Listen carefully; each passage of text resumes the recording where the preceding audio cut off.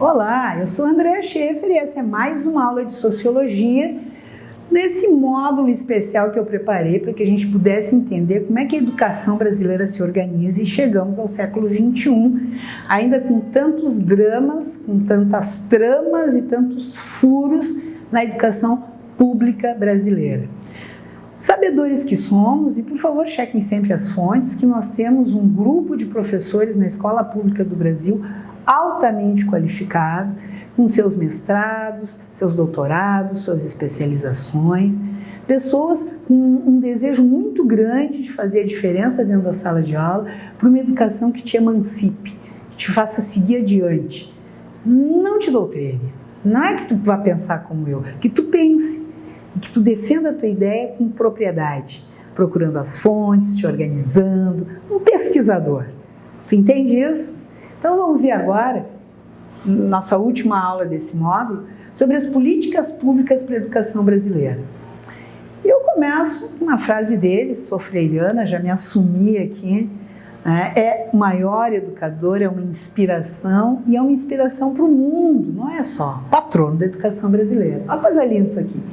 Seria uma atitude ingênua esperar que as classes dominantes desenvolvessem uma forma de educação que proporcionasse às classes dominadas perceberem as injustiças sociais de maneira crítica.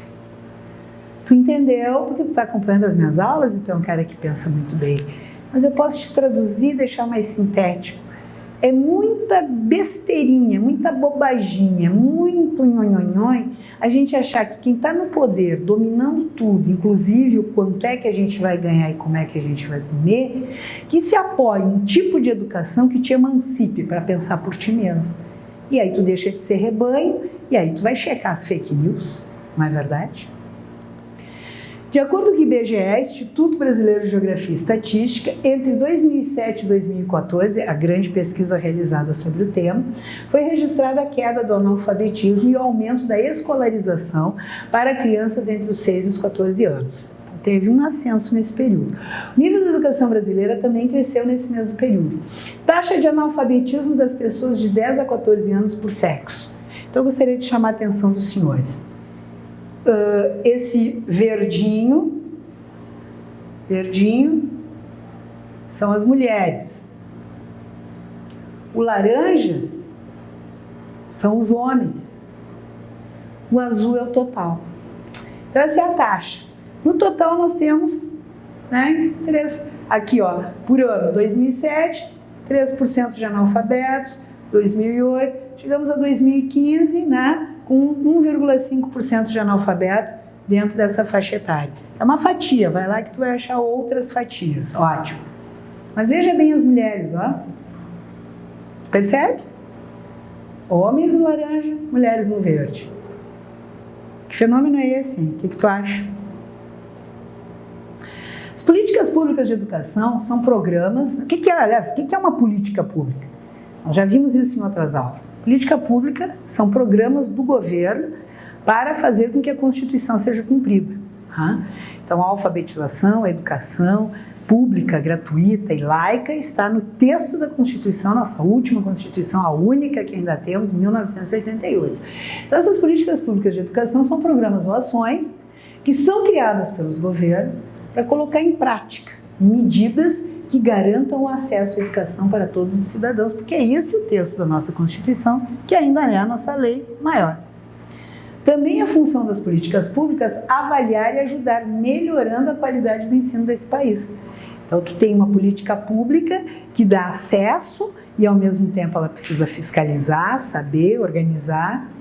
Com o fim do regime militar e a abertura democrática, a Constituição de 1988 demonstrou a preocupação do governo com os rumos da educação, quando delimita um prazo de 10 anos para universalização do ensino e erradicação do analfabetismo. O que seria a universalização do ensino?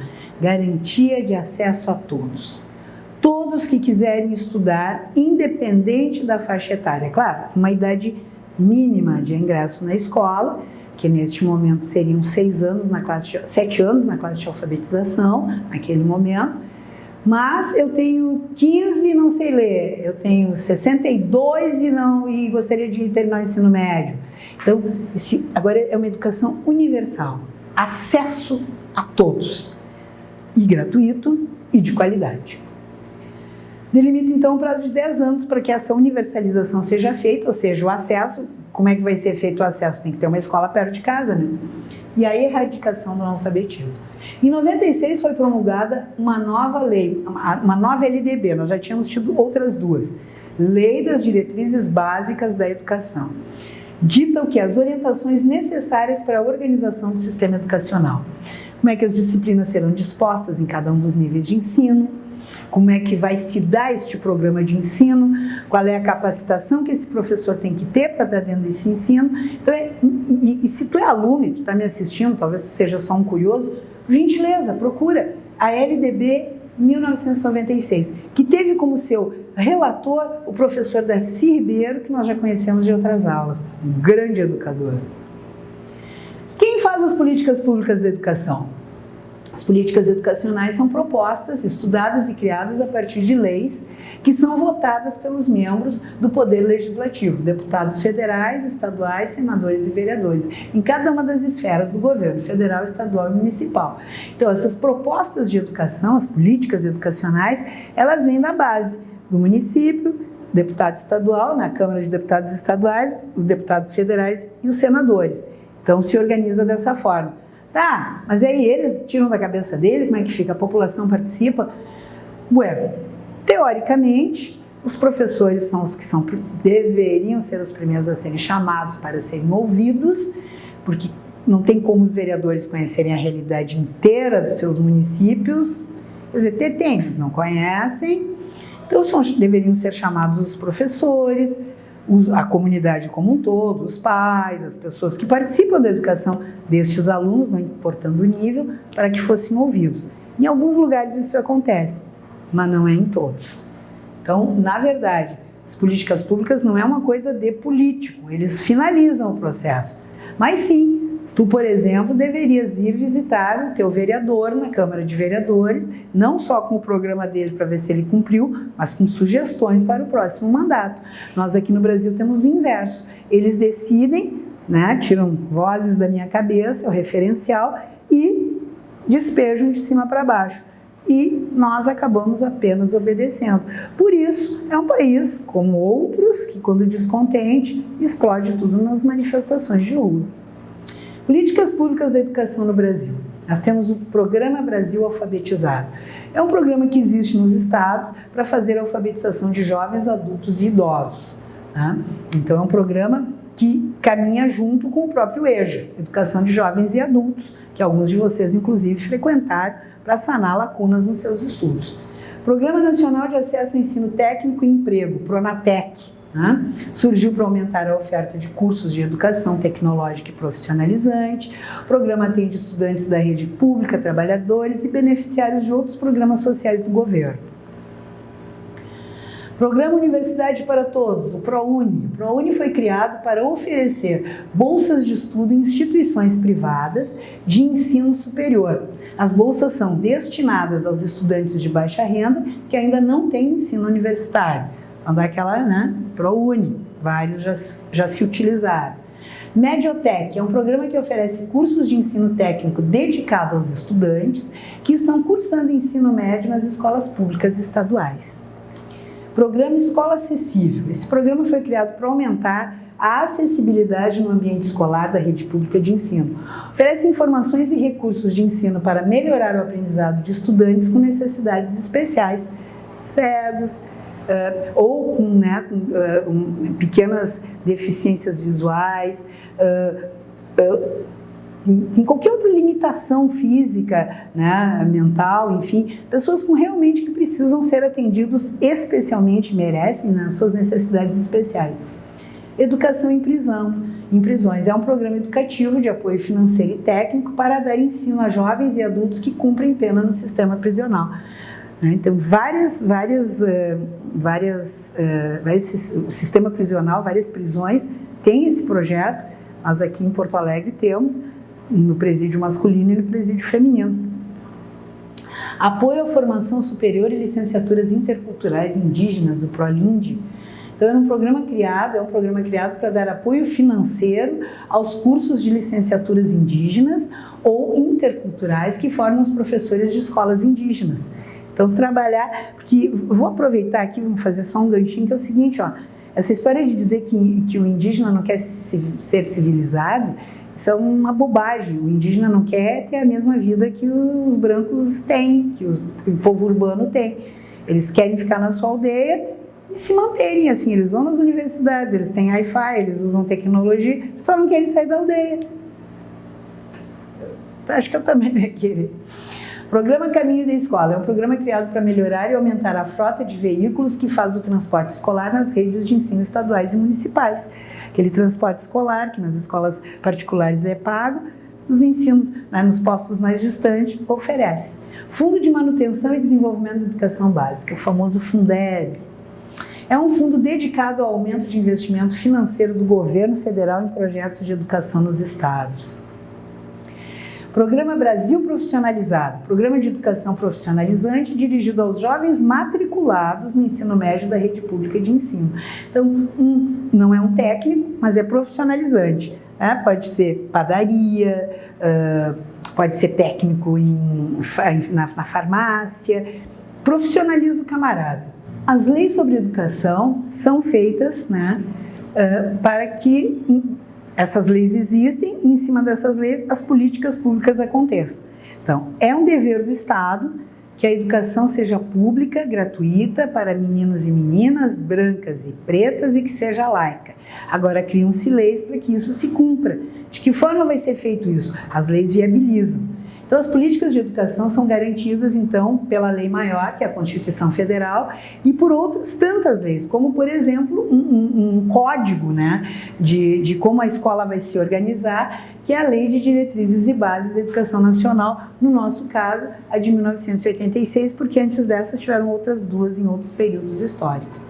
O direito do cidadão de ter acesso à educação na Constituição é garantido pelo artigo 205 e ele dita o seguinte: a educação, direito de todos e dever do Estado e da família, dever do Estado, será promovida e incentivada com a colaboração da sociedade, visando ao pleno desenvolvimento da pessoa, seu preparo para o exercício da cidadania e sua qualificação para o trabalho.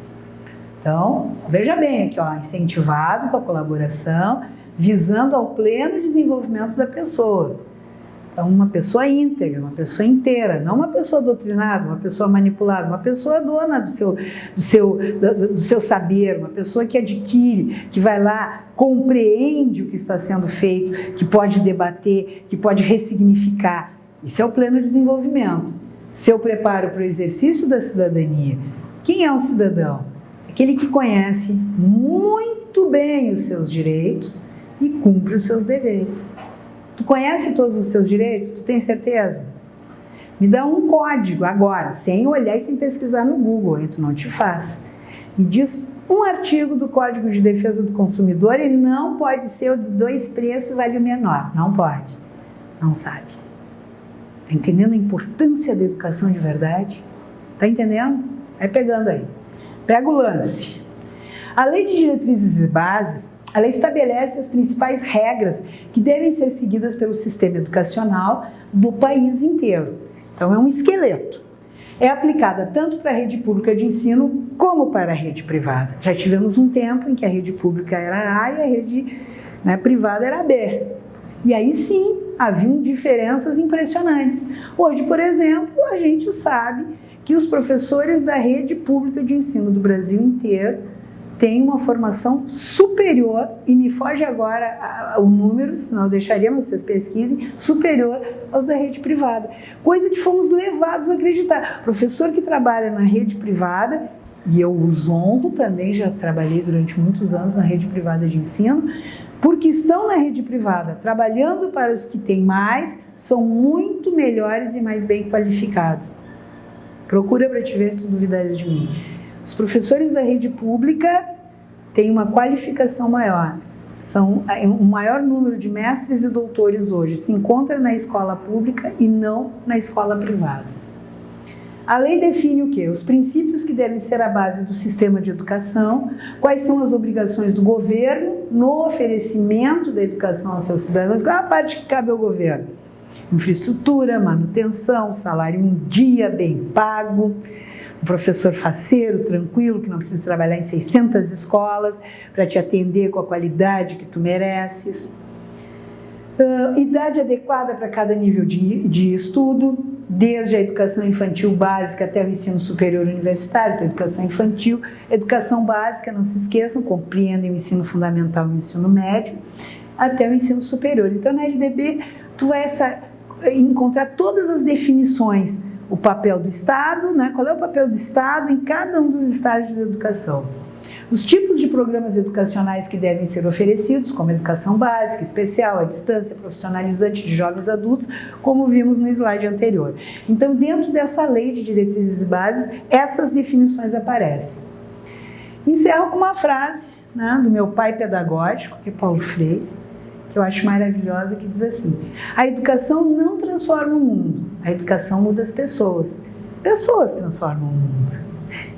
Que tal ler um pouco mais sobre educação? Que tal tu te inteirar mais sobre essa coisa tão fantástica que é saber, saber, saber, saber, em tempos de fake news, em tempos de relações líquidas, em tempo de que as pessoas dizem as coisas e reproduzem sem saber diretamente. Que tal saber um pouco mais sobre o que é isso? Educação. Saber, saber, saber, saber. Tu aí que está me assistindo. Sabe por que este canal é gratuito, sempre será? Para que tu sempre tenhas o melhor professor, a melhor qualidade de ensino aí, no conforto do teu lar. Não está inscrito ainda? Te inscreve no canal, cara. Estou te esperando lá, eu e todos os meus colegas. O Aula D é gratuito e sempre será com a melhor qualidade. E esse curso, tu já ouviu falar? Diálogos entre Redação e Sociologia? Já te falei dele aí, claro que já foi lá olhar? Cara, resolve teu problema da escrita. Tem medo? Acha que não é capaz? Passou tempo demais ouvindo um professor dizendo que literatura é coisa para o Machado de Assis, para o Érico Veríssimo, para o Mário Quintana. Para escritor, vai lá que tu vai ver. Blog, uma poesia, teu TCC, teu mestrado, teu doutorado, um artigo. Entra lá que tu vai curtir. E não para de chegar. Vai lá, te inscreve no canal do Aula D, porque as próximas aulas tu só vai abrir teu e-mail e já encontra lá. Estou te esperando. Até a próxima. Paulo Freire.